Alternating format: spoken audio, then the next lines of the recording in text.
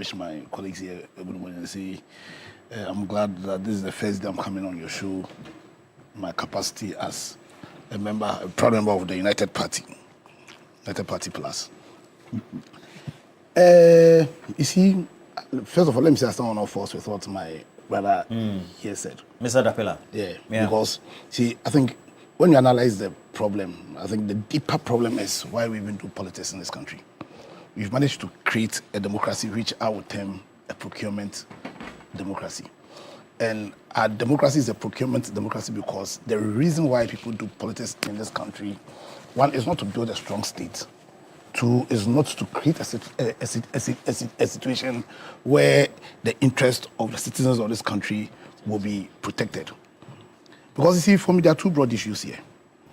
One, see, we set a board of the entity to guide the entity. I think board members have a fiduciary duty to the company. So that when they're taking every decision, their first consideration is what is in the interest of the company. And ultimately, because the company is owned by Ghana, what is in the interest of the country. So the board sets a target or a limitation for you. Do not procure more than 2 billion. You understand? What it means is that they have authority to procure up until 2 billion. Any amount beyond the 2 billion is an act which is ultra-virus, which is a violation of the authority that the board grants them.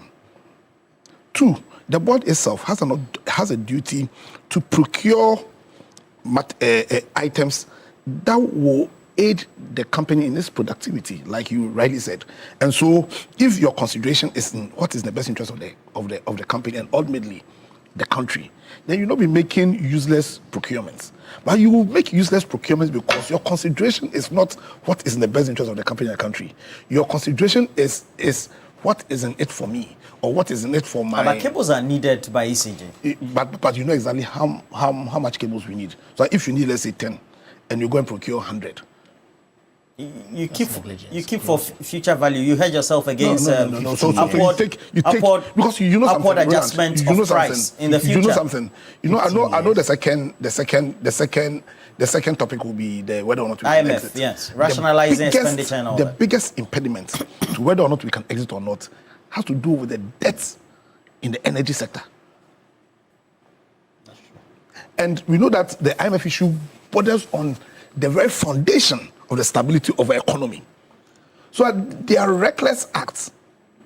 The reckless act of the members of the ECG goes to the very root of whether or not we can sustain our economy or not.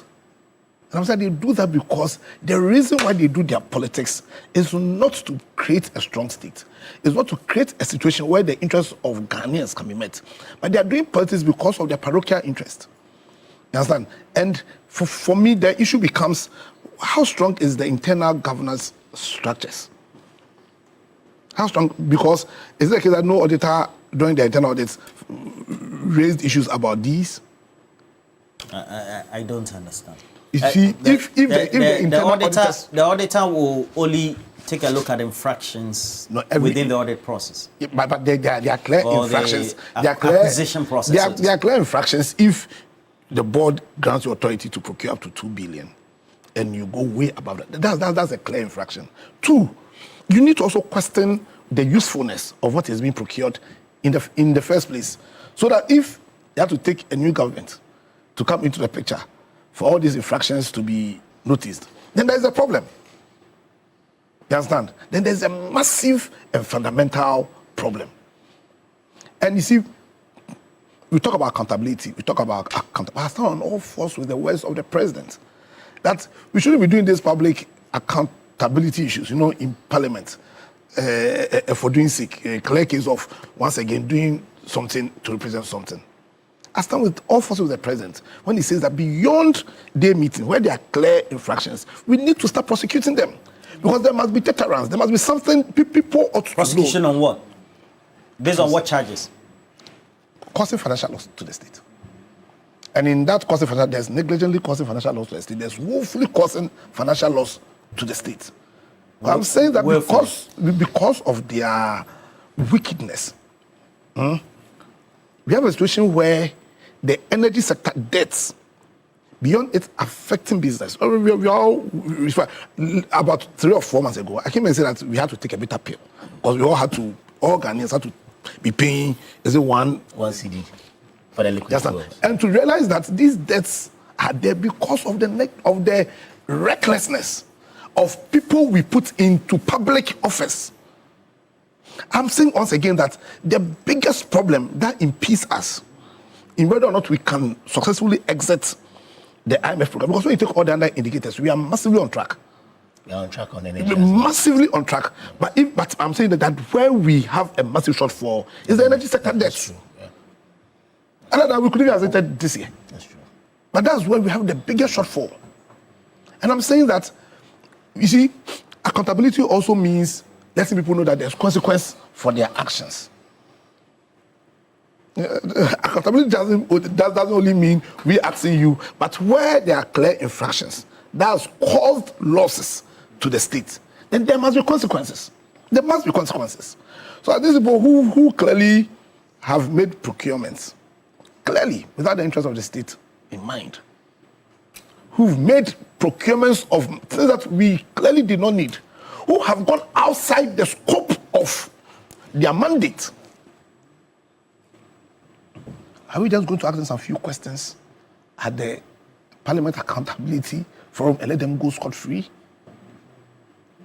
Certainly not. Because we are building a political culture.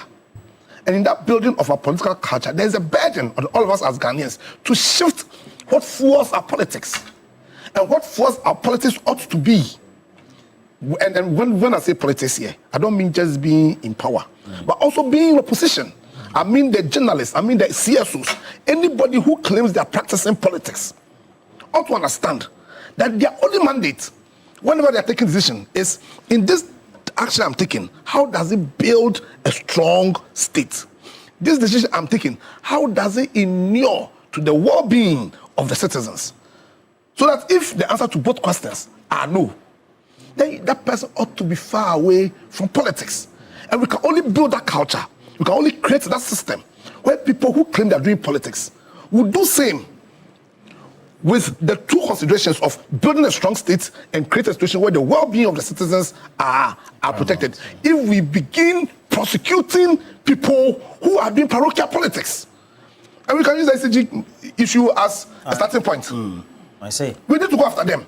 Anybody who must go after all these people who are doing stomach politics and have made themselves rich. We must go after people we put there to checkmate them. So was there no audit done? That for 8 years, this has gone on, and you have to take a fresh government for these issues to come up. Listen, people, that's why we formed the UP Plus. Yes, and one of our core mandates is to bring decency into politics.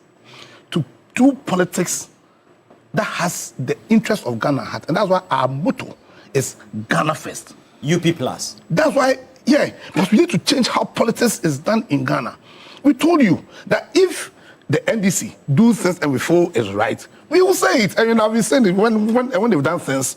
Because that politics of opposing everything government is doing doesn't make sense to me. Because then the question is, why are you doing the politics? Is it that you just want the power and don't even know how to use the power? Then when you've done that, then when they're also going off track, then you have the credibility to oppose. Because what fuels you is the interest of the country. And so to end, and I'm glad my learned friend is here. No mercy for the cripple. In fact, they are not cripples. No mercy for the evil. Let's go after these people and let's make sure that we start a process of making people know that there are consequences for your actions. Yeah. Well.